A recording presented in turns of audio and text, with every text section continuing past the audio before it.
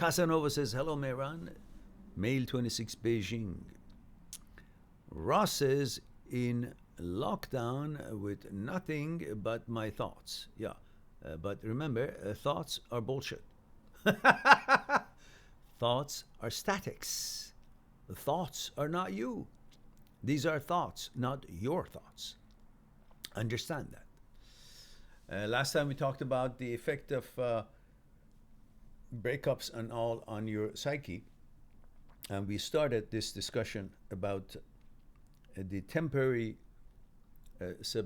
beers temporarily subjected to malfunction of the signaling between the frontal cortex and the thalamus, specifically the ventral posterior medial nucleus and ventral posterior lateral nucleus, which is responsible for distributing the signals and then sending it back to frontal cortex.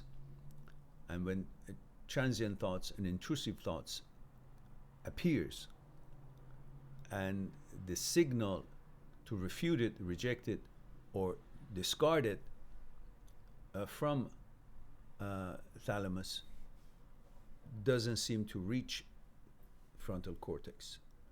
And that's why it constantly comes back. That thought keeps being there. And you think it's being there means, oh, it must be true because it doesn't go away. No, there's a malfunction in the signaling system, and this is what OCD is.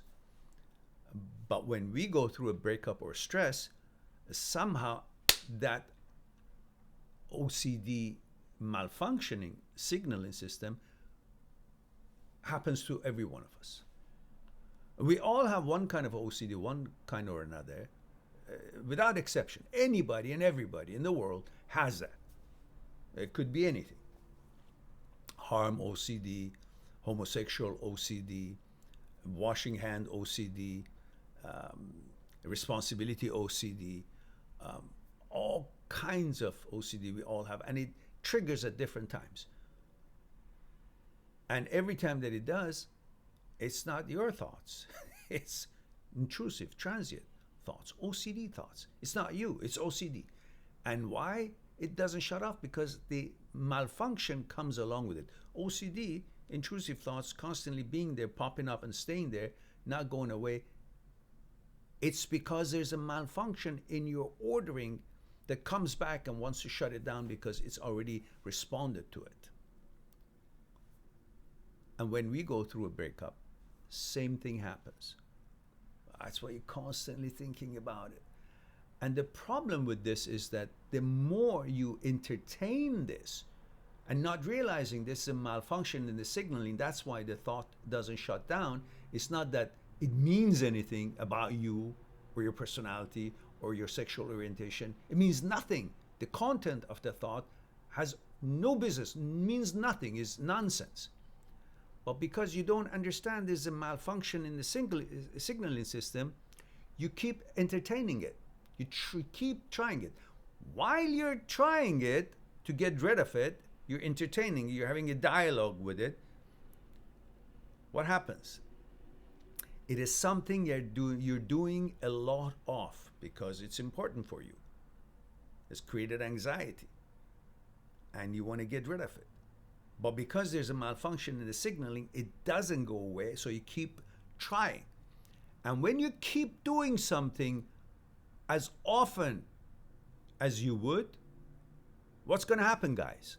You all watched How to Delete Your Memory. What's going to happen? It's like you practicing piano or tennis or soccer or whatever it is that you do a lot of. Playing violin. When you do something a lot of, there are going to be new bridges reinforced, made between synaptic neurons. To make that what you're trying to do, you become good at it. So while you actually are trying to get rid of something, you become good at keep thinking about it, because to get rid of it, you're thinking about the question, the thought that has popped up. And while you keep trying to get rid of it, you're thinking about it. And then you become good at this business of thinking about it. That's why it even stays longer in your head. So what you need to do is to ignore the thought having popped up, recognize it and ridicule it and say, okay, thank you. And then even go further with it. Imagine all other kind of intrusive thoughts, if it's a homosexual thoughts, or if it's a breakup thoughts, responsibility thoughts, washing hands thoughts. Just think, let it ride. Even imagine all kind of awful things that you find it disgusting, and you let it imagine more than it popped up, until to the point that you say, well, it's ridiculous, and I laugh at it, and I don't resist trying to push it away or destroy it. I just never mind it. I let it be. I even imagine worst, so there would be no more surprises after I have done with it, finished with it, with the imagination, pictorials and ideas and all that. So then you're no longer sensitive about it. So every time from then on that it shows up, you just say, oh, I know that, okay, that's bullshit. And you focus on your daily life. You ignore it and let it be, allow it to be there, because there's no danger to it. It's the alarm system that is malfunctioned and it doesn't shut off. But there's no danger to you. You're not going to become homosexual. You're not going to become gay because a thought popped up. Your sexuality is not given to you by your thoughts. Therefore, it cannot be taken away by your thoughts. It doesn't matter how many million times you may show up. It's all a signaling malfunction. So when you constantly allow this to come in and don't pay attention to it, don't entertain it, don't have a dialogue with, don't try to destroy it in your mind or focus on it, and just recognize it. So, okay, yeah, okay, fine, you're there again. Bullshit. You just continue your daily life. Whatever it is, whatever you're doing, even if you're having sex and a certain weird thought comes to your mind, a thought of maybe another man being in that pictorial of when you're having sex with your woman, or whatever it is doing that such a thought coming to your mind. Let it be there. You just focus on whatever you're doing. Even if you're making love to your girl and that thought pops up, you just do what you're doing with your girl and be there. Because and don't worry about that, I'm not 100% in, that means there's something. No, there's nothing. It's intrusive thoughts, and nobody really at all times, every time, is 100% in that lovemaking or sex with his girlfriend. Nobody. I mean, many women, they're having sex and they're thinking about laundry, thinking about what they have to do, take the kids to school, or what they have to cook, or what they have to do here and there. So no one, and that thought is no different than thinking a thought of a same gender showing up while you're masturbating or while you're having sex with your girlfriend, or vice versa, girlfriend with your boyfriend. So that's all supposed to be perfectly fine, and it has nothing to do with your sexuality. These are intrusive thoughts, glitches that pops up, and the more you entertain it and be bothered by it, the more you are actually training yourself to think about it and become good at thinking about it, which takes longer for these things to dissipate. So instead, allow it, do your thing, whatever pops up to your head, doesn't matter, because nobody and nothing can take away your sexuality away from you, neither thought, no suggestions from other people, or any comments they make, or anything. That's already hardwired in your genes when you were born. That's the end of it. If you're gay, you're gay. If you're heterosexual, you're heterosexual. That's not going to change. So don't be afraid, oh, I may turn gay, or no, none of that. So focus on what it is and disregard it, and don't worry about it. Live your life. And then when you do that, what's going to happen now? Because you keep ignoring it, you keep doing your thing, you keep recognizing it, but you're not fussing with it and letting it, allowing these thoughts to come and go, and you focus on your daily life, whatever it is you're doing. What's going to happen when you keep doing that versus what you used to do? Then synaptic neurons will be rewired. Those bridges that used to make you better at keep thinking about this intrusive thoughts, trying to get rid of it and all that, that was created, those bridges that were created between the synaptic neurons and making you good at that, they will become useless. They're not being used now because now you're ignoring it and letting it be there and you do your own thing, which means those bridges are no longer useful, which glial cells goes and detects them and marks them with CQ1 protein, those bridges that are not being used because you've been ignoring them. It's like you're no longer playing piano, exercising piano. So the bridges that were making you good and making you possible to be good at playing piano are going to be marked by CQ1. And microglial cells, when you sleep, when brain shrinks about 60%, finds their way to go and find those bridges that are marked already and destroy them. And when they destroy them, they become weaker and weaker in reoccurring, because then you have now been using those same neurons. New bridges are coming between them because neurons wants to give you the opportunity to become good at something else. So they destroy the ones that you're not using, the bridges that you're not using. So if you're not playing piano, they're going to destroy that after a while.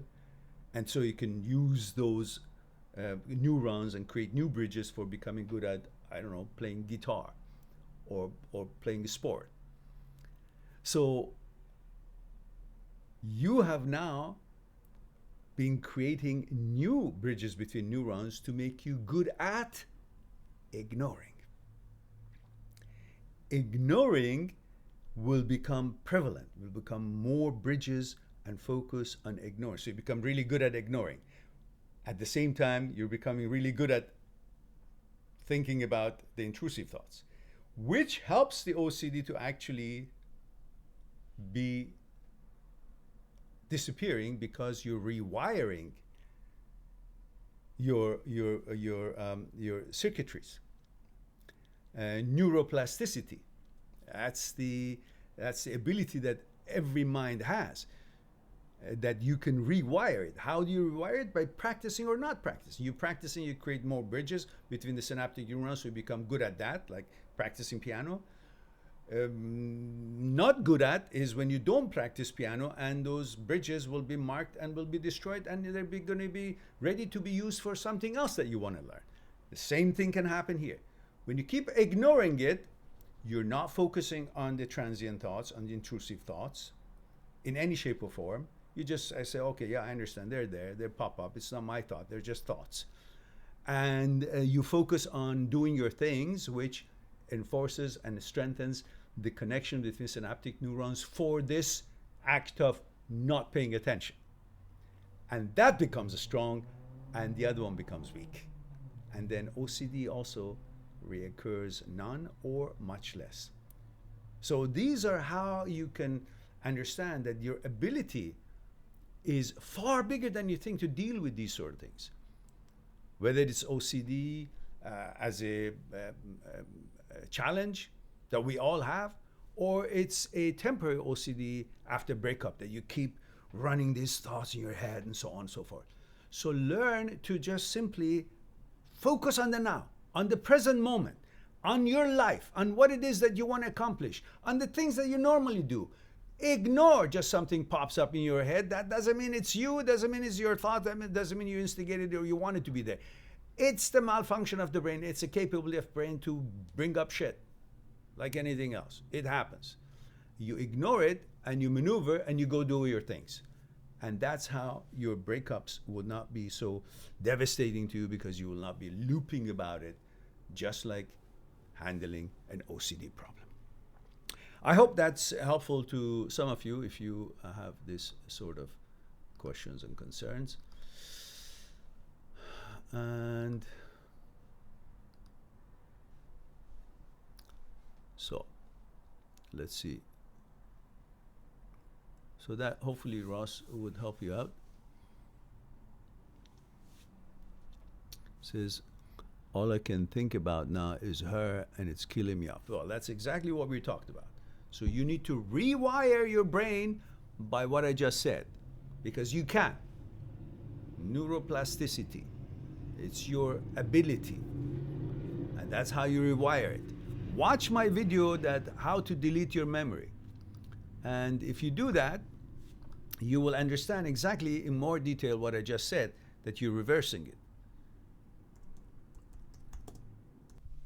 There is a link for people who are interested to watch how to delete your memory, which you can use it to rewire. Just as you can delete, just as you can learn something, we have the ability of unlearning something.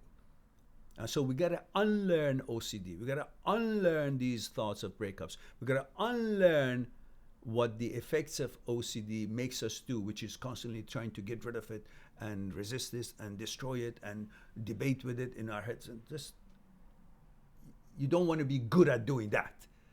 So you will do the other thing that I talked. So you will unlearn this and you become really bad at this, and you'll be good at ignoring it and focusing on your life and living in the present moment. That's what you want to do. So watch that video link that I put in there to help you know a little bit more about, in detail, what I referred to in this short talk. All right.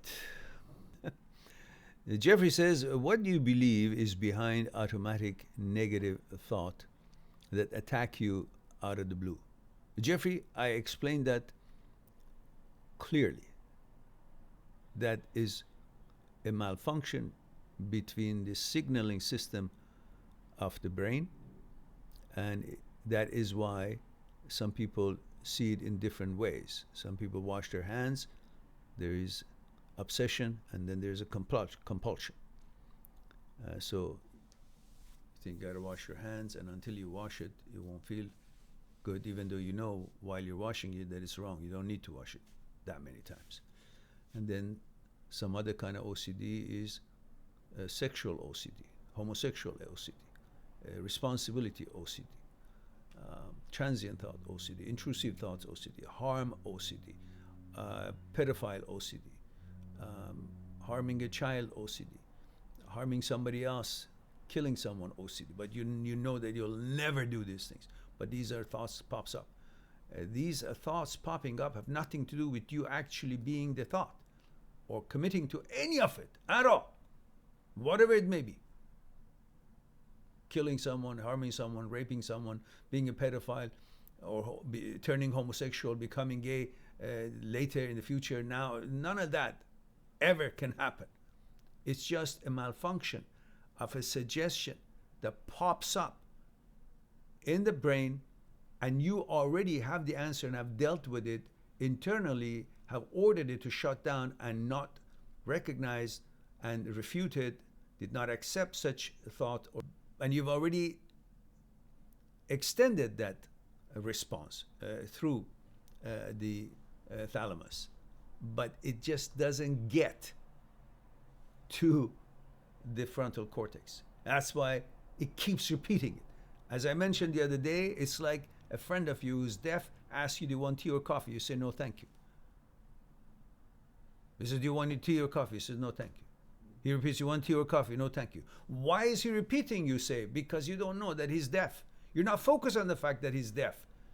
You think because he keeps saying it, then maybe that means I do want tea or coffee. No, he just can't hear your answer. You already answered no. Refuse it. And that's your answer. You already cleared you. No problem. It's his problem that he keeps questioning, not your problem that because the question is there, then you are actually that which is being suggested by the intrusive or transient thoughts. Not at all. Or your friend is far away with the statics in between, says, you want tea or coffee? Says, no, thank you. Says, you want tea or coffee? No, thank you. Do you want tea or coffee? Says, God damn it, I don't want tea or coffee. So you do want tea or coffee? Because can't hear you. Same thing here.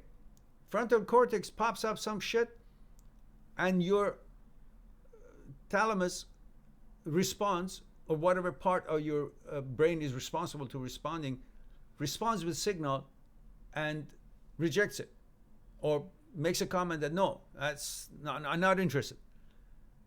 You've already done that, but it doesn't register, so it repeats it. And then you repeat, then you wonder, why is it there? Then you start having a dialogue with it and start thinking, oh, maybe it's true, maybe I'm gay, maybe I want to kill someone, maybe I'm a pedophile. All these are just a malfunction of the signaling system in the brain, nothing else. When you understand that, then you're not bamboozled by it, and you separate yourself from your thoughts. You understand that you are not your thoughts are not you. In fact, they're not your thoughts. You're not thought, and thought is not you. Whatever you are hasn't been given to you by thought and cannot be taken away by thought. Whether it's your manners, morals, sexuality, whatever it is, it wasn't given to you by thought.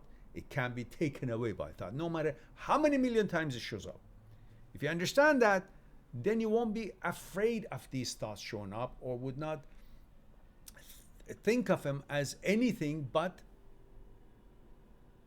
a malfunction, a refuse of material process, which is how thoughts are made in the brain. Just as I mentioned the other time, that you biologically have to eat something to turn it into energy, and what doesn't turn into energy is feces, and you go shit it out in the toilet. You know that, and you flush it. But you're confused and surprised, why is there something that I have to flush out in the brain? Because the brain also is turning things 24/7 and making thoughts. And in making that material process, going through that material process, also like the biological part of ours, creates refuse, feces. And those needs to be flushed out too. But when they appear, you say, oh, that might mean something. Like if you go to the bathroom and shit it out and say, oh, maybe this shit is good. You don't say that, do you? It's clear for you that has to be flushed out. So it should be clear for you when such intrusive thoughts, transient thoughts about anything, your sexuality, harming someone, pedophile, this and that, when it shows up, you should know that this is nonsense, got to be flushed out. I don't bother with it. And you are no longer afraid of it because you expect these things to be part of the feces that could be created in the brain, pop up by transient thought, intrusive thoughts, and then simply flush it out. Meaning, in this case, just pass them by, ignore them. Recognize they're there and ignore them. Don't pay attention to them. Don't entertain them. Don't have a dialogue with them. Don't think about them. Don't interpret them to anything. They're nothing. They're thoughts. That's how you deal with it. And then my other parts that I mentioned, then you keep doing that, you become good at ignoring it, and then you become strong at that, and they show up less and less and less. They dissipate. Because you become good at recognizing what they are, not being surprised or trying to interpret them or think that they mean something. They mean nothing. That's a malfunction of us, our brains. We malfunction. Anything electrical malfunctions, we too. Duh, we're an electrical system. We're not perfect. Maybe another 5,000 years from now, maybe, so I don't know. We're not perfect. We malfunction. So understand that, you'll be okay.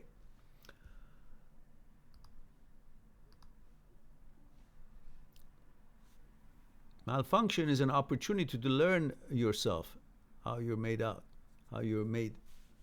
I'm not perfect. But the fact that we all think, oh, we're perfect, we're not.